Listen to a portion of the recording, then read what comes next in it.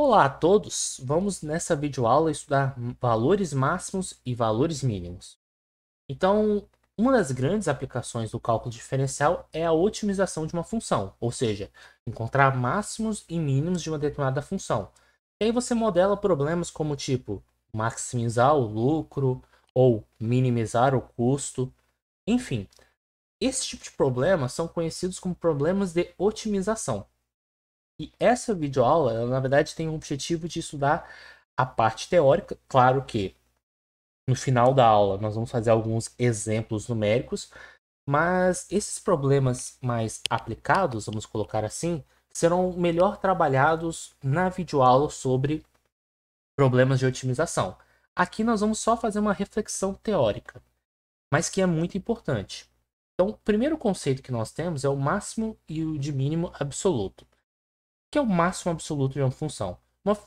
Bem, considere f uma função, c é o elemento de D. Dizemos que f de c é o valor máximo de f quando f de c é maior ou igual a f de x para todo x em D. Bem, se você quiser que f de c seja o valor mínimo de f de c tem que ser menor ou igual a f de x para todo x em D. E aí um exemplo bem simples que nós temos é o da função f de x igual a x ao quadrado, porque a gente consegue esboçar até o gráfico dessa função e estudá-la de maneira bem completa. E como nós sabemos, o gráfico dessa função é uma parábola e que ela possui o valor máximo em f de zero. Então, nesse caso, o nosso f de zero, que é igual a zero, é máximo não, mínimo, né? É valor mínimo de f. Mínimo absoluto. Quando eu omitir, quando eu só mencionar máximo e mínimo, estou pensando em valores absolutos. Então, existe o conceito de máximos e mínimos locais. Mas por que precisa existir esse conceito de máximos e mínimos locais? Vamos voltar, por exemplo, e pensar da seguinte maneira. Dado uma função, como eu vou identificar, se existir, máximos e mínimos globais? Toda função possui máximos e mínimos globais? A resposta é não. Vamos pensar num exemplo super simples. Então, deixa eu esboçar aqui um exemplo de uma função que não possui nem máximo e nem mínimo. Y igual a x. Por quê? Porque se você encontrar um candidato a máximo, você sempre vai conseguir um outro elemento aqui do domínio de tal modo que o f desse elemento seja maior ainda. Então, essa função nem possui nem máximo global e nem mínimo global. Tem ainda um outro porém, né? A gente pode pensar assim, vamos admitir que a nossa função possua máximos e mínimos. Eu posso identificar os máximos e mínimos olhando para topos de montanha. Como assim? Posso olhar assim, por exemplo. E aí dizer que para esse valor de x, eu vou chamar de C1, f de C1 é o valor máximo da função. Porém, tá, como é que eu identifico esse topo de montanha? Eu posso olhar para a inclinação da reta tangente. E aí, a inclinação da reta tangente que passa por esse ponto, que é tangente ao gráfico, é zero. E aí eu posso pensar assim, eu vou afirmar que para ser máximo ou mínimo global, basta encontrar esses topos de montanha, ou seja, aonde que a derivada se anula. E o problema é que não dá para afirmar isso, que esse cara é o máximo global. Por quê? Porque nada impede da função ter esse comportamento aqui.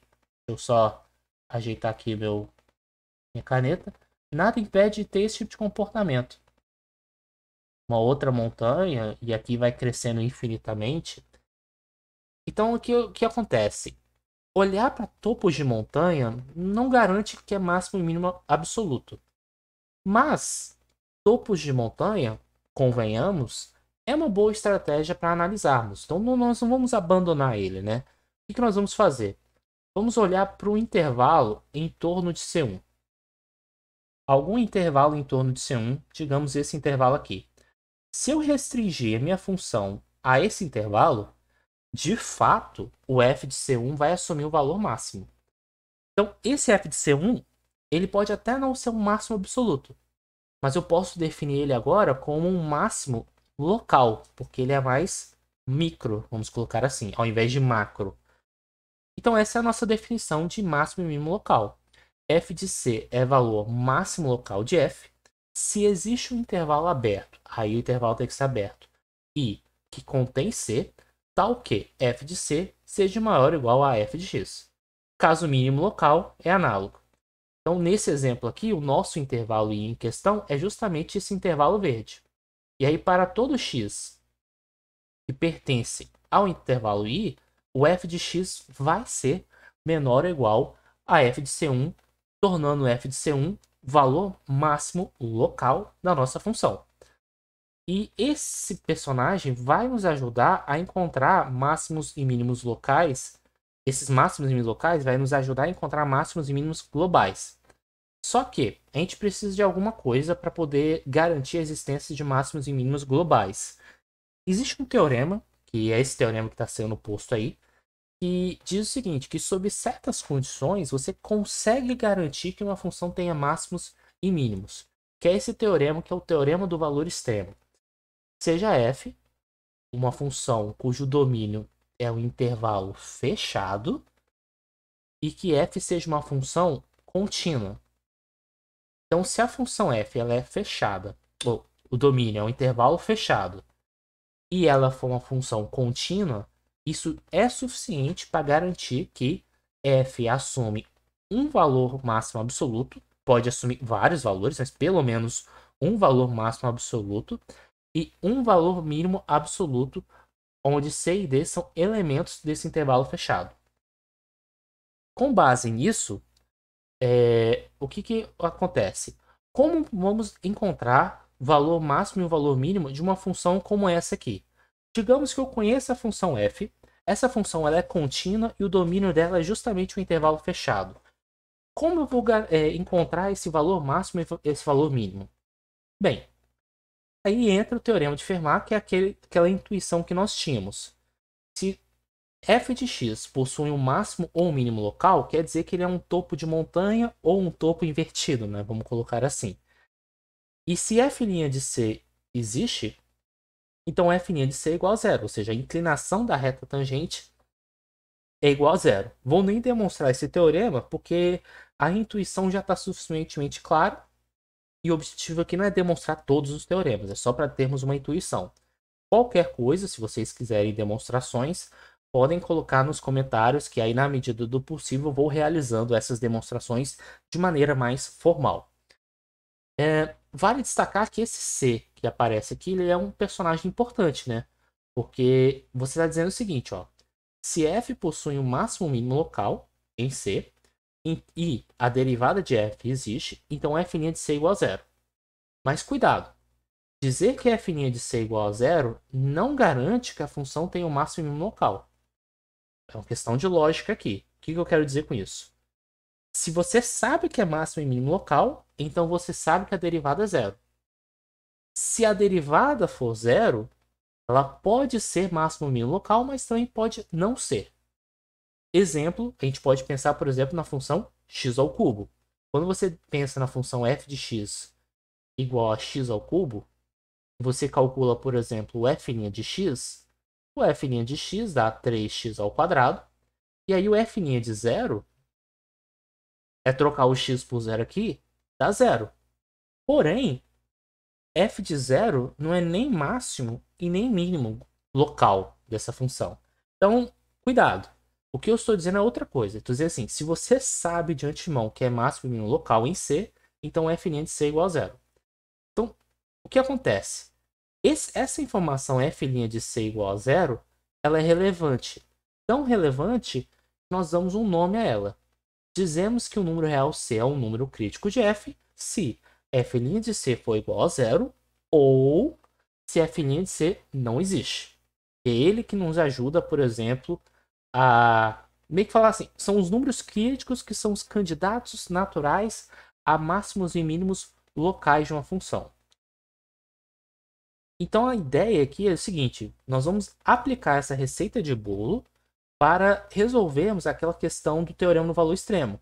Porque o que diz o teorema do valor extremo? Pensa nesse exemplo aqui.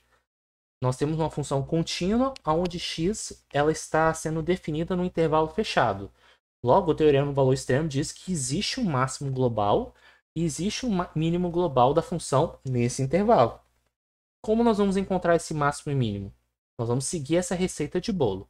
Primeiro passo, vamos encontrar todos os valores de f, vamos encontrar os valores de f nos números críticos de f em AB. Em outras palavras, vamos encontrar todos os números críticos e calcular os f's dos números críticos. Então vamos lá. Como eu havia comentado anteriormente, levando em consideração que essa função é uma função diferenciável em todo o seu domínio, estamos interessados em descobrir quais são os valores de x de tal modo que o f' de x seja igual a zero. Mas f' de x é o quê? Como é uma função polinomial, aqui vai dar 6x ao quadrado menos 6x menos 12. Como aqui é uma equação de segundo grau, eu posso dividir todo mundo por 6, primeiramente, para simplificar. Então aqui vai ficar x ao quadrado menos x menos 2 igual a zero. E resolvendo essa equação de segundo grau, você pode resolver por Bhaskara, tanto faz. Aqui nós vamos obter algumas raízes. O x igual a menos 1, tá? X igual a menos 1 e o x igual a 2. Então, resolvendo por fórmula de Bhaskara, soma e produto, fiquem à vontade, completando quadrados, nós vamos chegar a essas duas raízes, x igual a menos 1 e x igual a 2. Então, o que eu vou fazer?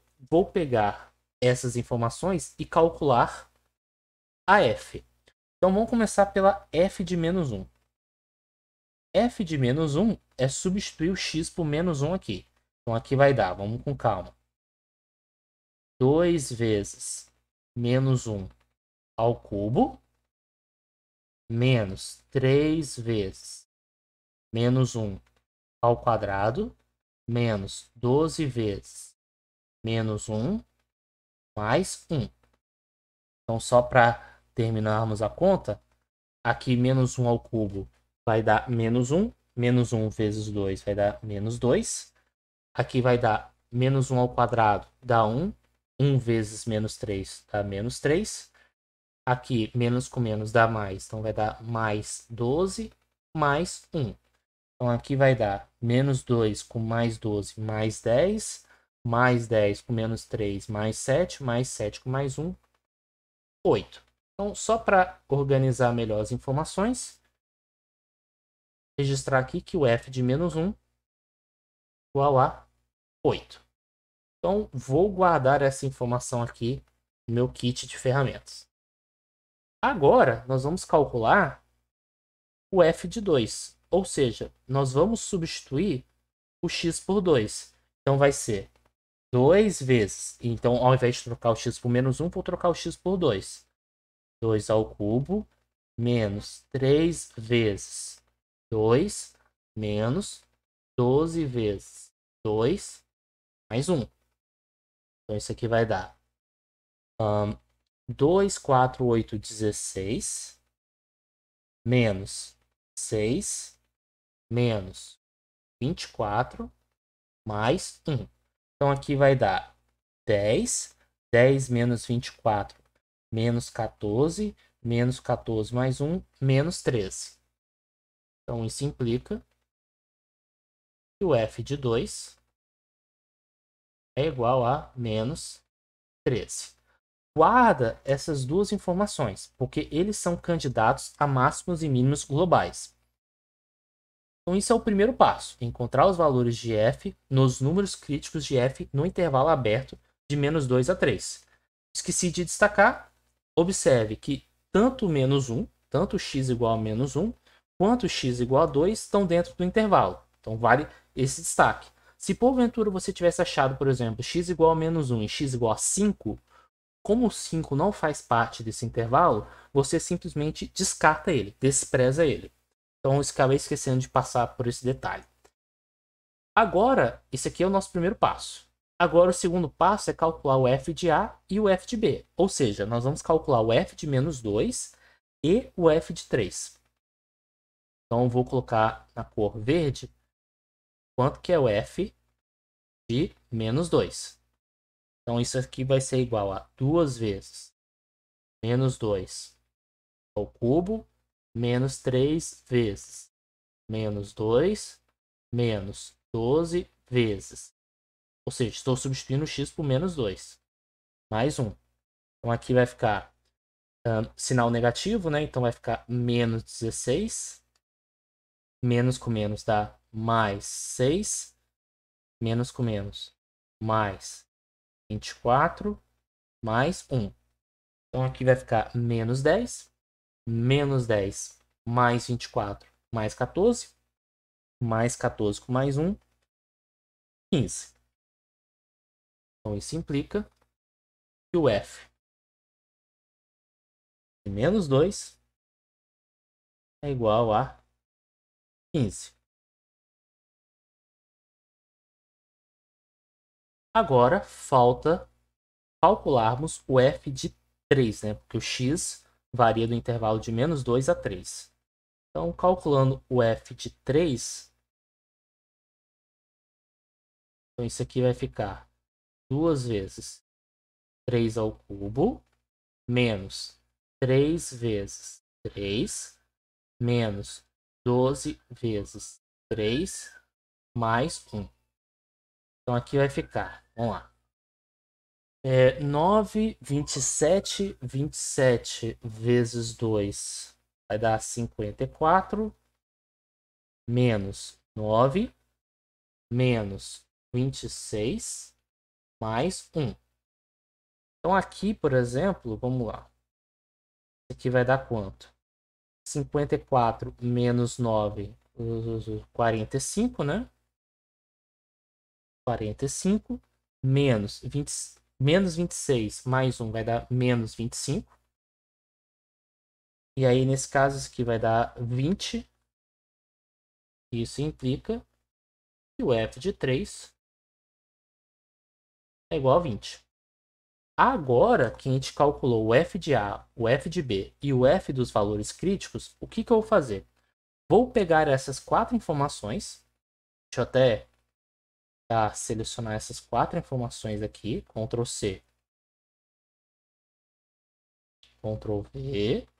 Esses aqui são os dois primeiros candidatos. Nem todo candidato é eleito. Muito importante ressaltar isso. O que eu quero dizer com isso? Esses 4 valores que nós encontramos são candidatos a máximos e mínimos, globais ou absolutos, mas não necessariamente serão eleitos. O que eu vou fazer para eleger?